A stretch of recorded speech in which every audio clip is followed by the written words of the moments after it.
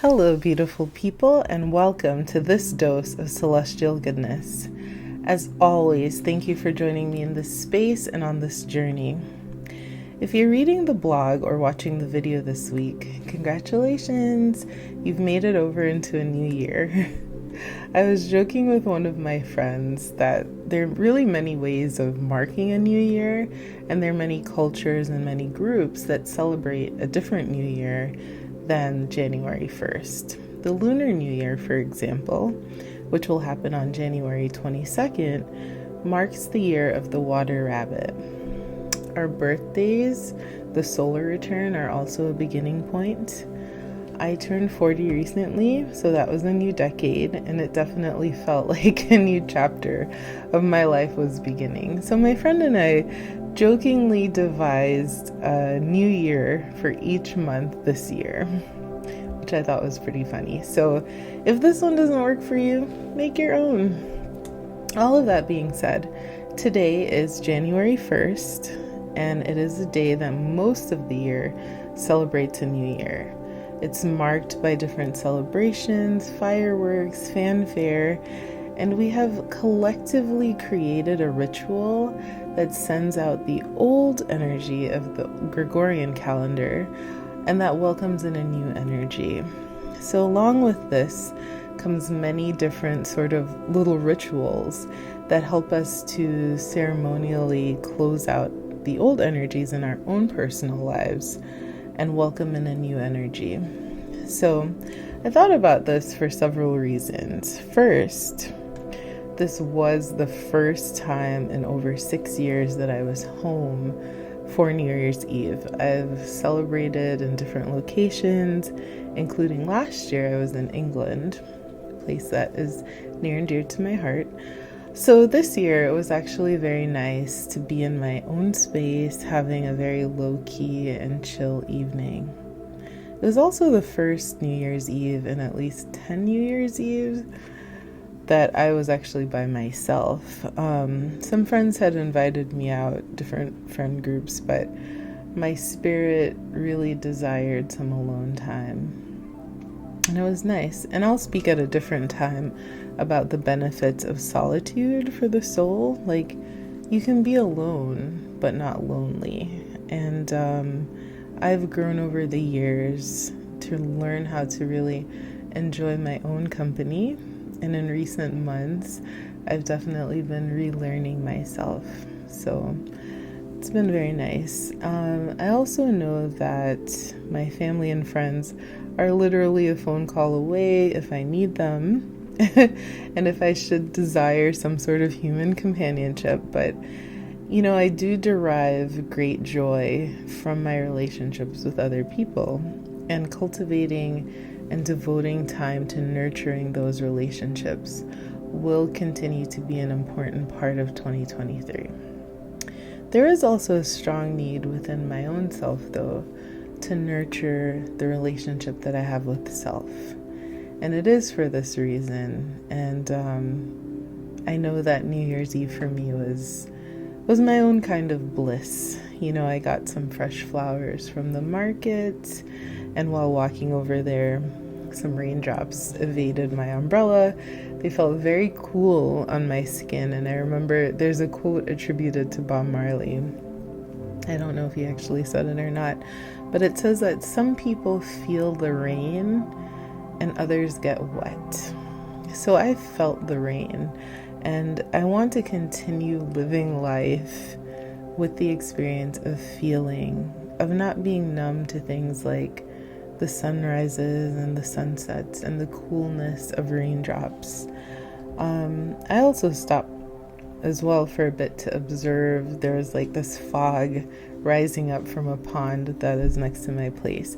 And fog always feels so mysterious and mystical and otherworldly. When I got home from the market, I made myself dinner. I listened more to the rain. I read snippets from several different books, which I'm notorious for doing. Watered the plants, danced around, and listened to the Buena Vista Social Club, which I love. And at midnight, I did have a little bit of Moscato d'Asti, and I ate 12 green grapes. One grape to signify abundance, prosperity, peace, joy, and love for each month of the upcoming year. And I forget where I learned that tradition, but it's fun if you have grapes handy. And that does lead to the second reason that I thought about personal rituals. I actually spent most of the day doing a very deep cleaning of my place. I mean, I was like dusting the corners, scrubbing the shower curtains, mopping, dusting all of the nooks and crannies, like a deep, deep cleaning. I probably look like Cinderella, but there's absolutely no shame in my cleaning game, because when I was little, my mom always wanted everything to be like immaculate. And I used to be like muttering under my breath, especially when she woke me up on weekends to clean, that as an adult, I was going to do whatever I wanted, and it did not involve getting up on the weekends to clean. It also did not involve deep cleaning before the new year. Turns out it was a lie. And my sister was up doing the same thing. It's just so hard, though, for me to focus when things are chaotic. Like, I need my home to breathe and to have things in their rightful place and to just feel clean and smell good. Like, it has to be a sacred space for me. And, we tend to the temples in the world, and my home is like that for me. So it's a sanctuary away from the rest of the world. And it's also a safe space, a comfortable and peaceful and zen place for anyone who crosses over the mantle. And I wanted it to be like that.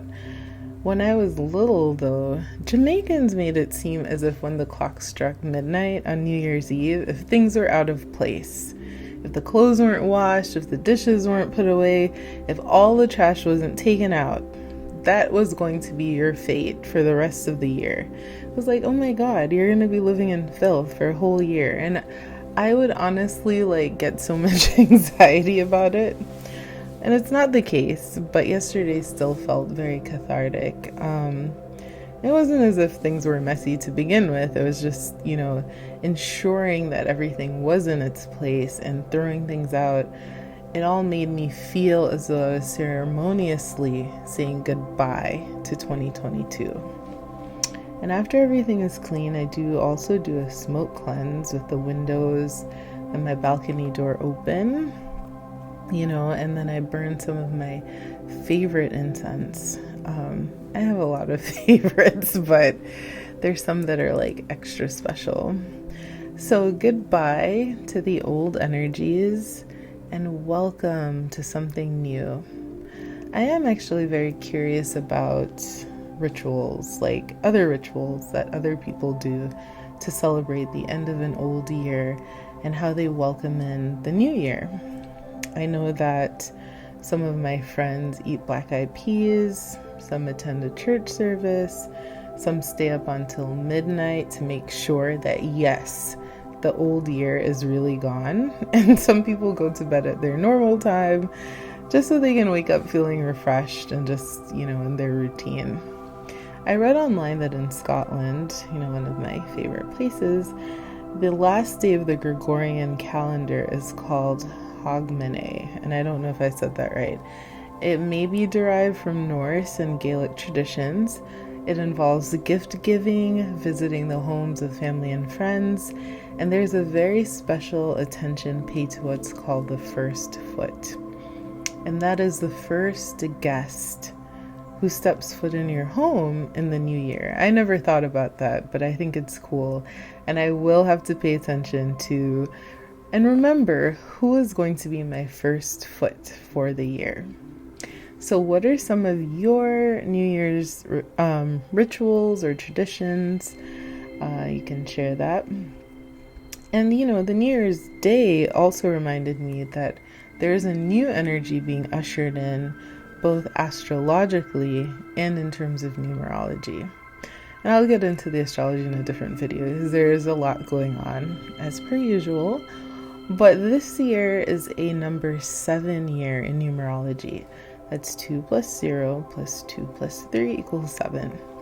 So in numerology, a 7-year is one that emphasizes introspection, emotion, analysis, intuition, reflection, seclusion, research, and faith.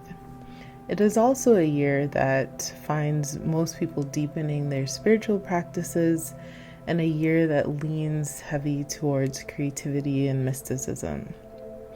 And what all of that really sounds like is that some of us may feel a pull to turn inwardly during the year. And even though we spent most of the pandemic inside, this feels different. This feels more like tuning in to our inner voice, hearing ourselves speak from a very soul level, tapping into our creativity, and feeling more connected with the divine, whatever that means for you.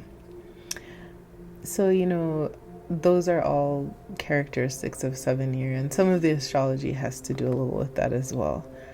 So I hope that your year has started off in a way that makes you feel at peace, a sense of gratitude for what's gone and for what has yet to come, and just a sense of knowing that you are loved and supported by life, even on the difficult days. I saw a poem online which I really loved, and it says, "The old year is worn and tired. Time now to kiss it goodbye. Take with you its wisdom, the authority, and the power of all you've learned. Remember the past year with love, but let go of its despair. Live the year that lies ahead with fresh energy and hope. Be strong, have courage. It is time now for something new." So before I end this video, I do want us to take a moment. You can close your eyes if you can, and just take in a deep breath, but let it be comfortable for you. I'm just going to lead us in a very small meditation. All right, so put your hand over your heart space and take in 3 deep but comfortable breaths.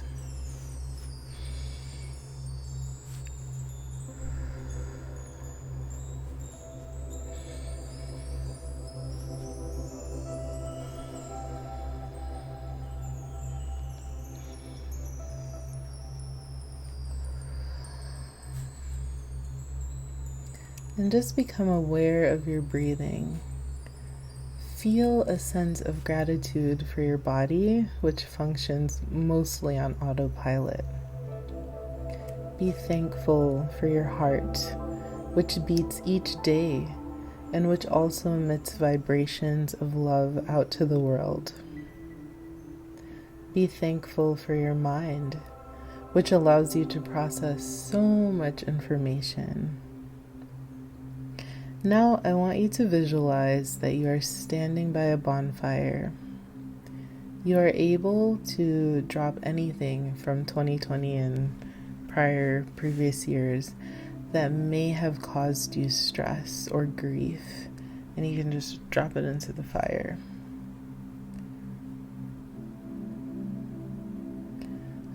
From the ashes will spring a glorious phoenix that brings with it the promise of a transformative energy.